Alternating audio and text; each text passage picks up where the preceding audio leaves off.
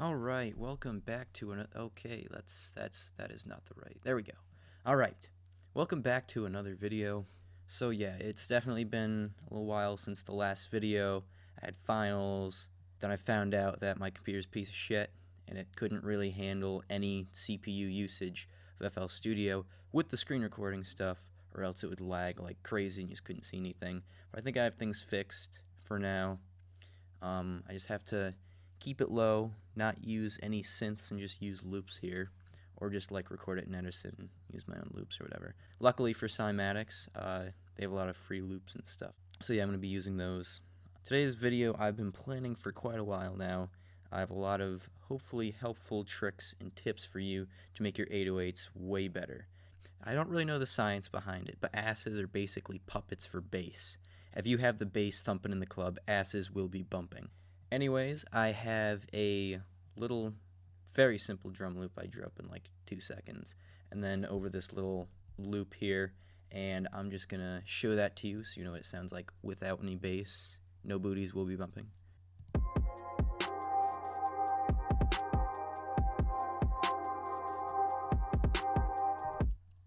So yeah, that's our little loop right now. I also sidechained the loop to the kick a little bit just to give it a little extra bounce. So for starters, when you have an 808, the main thing you need to make sure you do is tune it. 808s that are not tuned drive me bonkers. You have to tune them. Luckily, these 808 samples I have are already tuned. It tells you the note. So right here it says this 808, Boomin' 808, 28F, says this 808 right here is tuned to F. What that means is you click on the little wrench here, go down here and you click on any of the Fs, and then now your 808 is tuned, and when you go in the piano roll, all of the notes you click on will be the correct notes that it's playing. If your 808 is not properly tuned, what you can do is click here, right click, edit, and it opens up Edison. You're going to want to highlight your sample, go to the little flag here, and there's a drop down. I don't know why, but my screen recording software probably isn't picking this up, but you just go down to detect pitch regions. You click there, and then bam, look at that. It tells you the note right there. So then it's an F. We already have it tuned. So then we would go in here and change it up again. Next thing you want to do before you start putting notes into the piano roll, you have to make sure the cut's all good here. So you just click cut itself. Basically what this means is if you keep playing it like this, the 808 doesn't overlap on itself, and when it does that, it just sounds like trash. Alright, so next I'm just going to draw in my notes here. Alright, so I just drew in my 808s. Nothing special here, it's just following the kicks.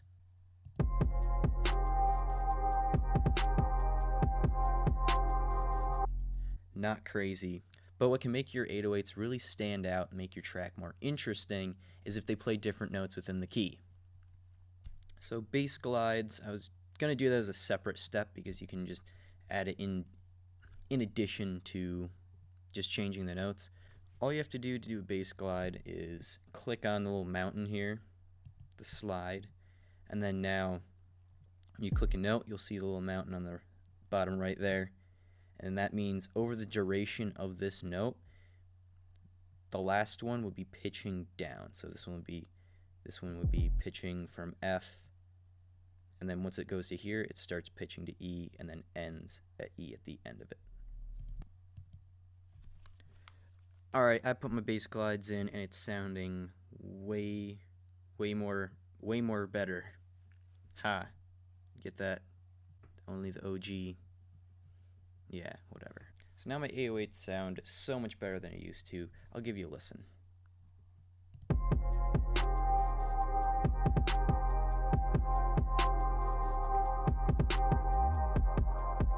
Alright. So the issue with your bass notes, if you can't really tell if they're in key or not, or if you've been going out of key, can't tell what's going on, you don't know what key the sample's in, what you can do is just hold Control and press the up on the arrow key, and it'll bring your notes up an octave, and then that way it brings out some of the more mid to high harmonics, and you'll be able to hear by ear a lot better if your 808s are in tune.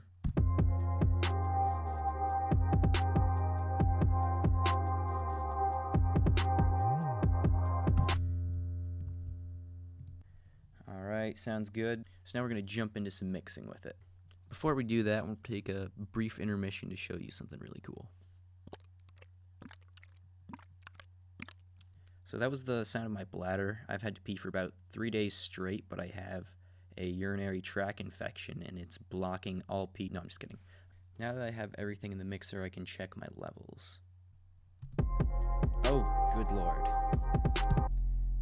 Okay, so my 808, sorry if that's been destroying your eardrums, that's way too loud. A good rule of thumb that I use is the bass should always be less than the kick. The kick is the real hard thumping and the bass just kind of follows.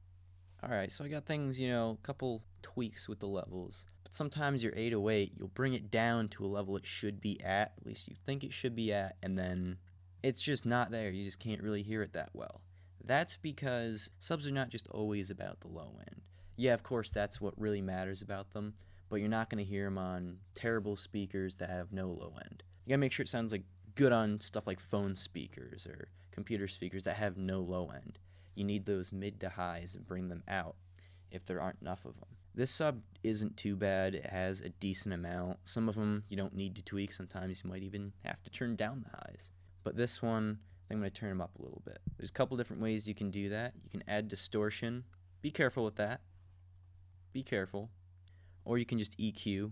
I'm going to use an EQ because I don't think I need distortion. I think there's enough mid to highs in this that I can just bring out with the EQ.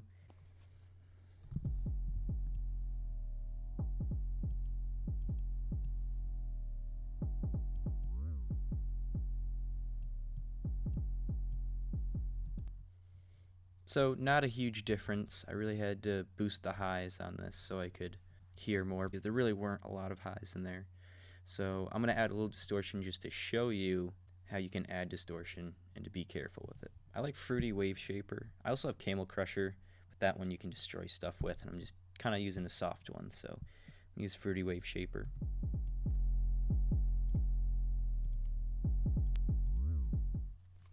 So not really too much of a difference, but hopefully it's enough to make it sound better on other speakers.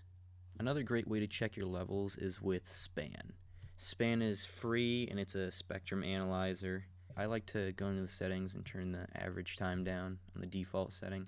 Then you can really see on the I don't know what the hell you call it, spectrograph or something. I don't fucking know. I'm not a scientist here. So go for it. Definitely download it though. Really helps me make sure my mixes are clean visually in case, speakers or monitors just don't really do it.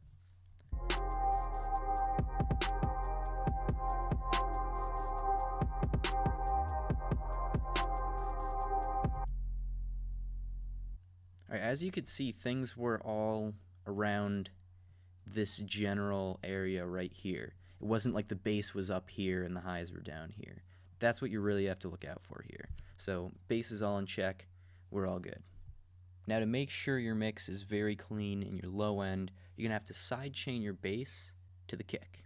Now if you watched my last video, you know I use Fruity Balance. I like to use it because what you can do is take your kick, bring it out as a sample, then you can draw the automation according to the kick.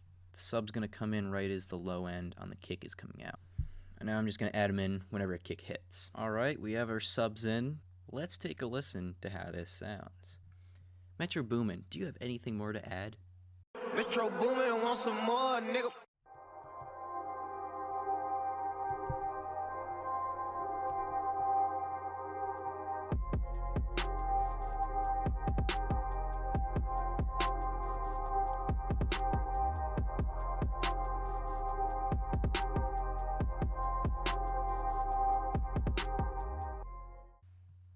That's about it for the video. A link to my SoundCloud in the description. Go check it out. Go hit my Instagram. Go give me a follow. Hit my DMs. Do whatever you want. I'll probably hit you back. I will. No, I will. That is a promise. Hold my word to it.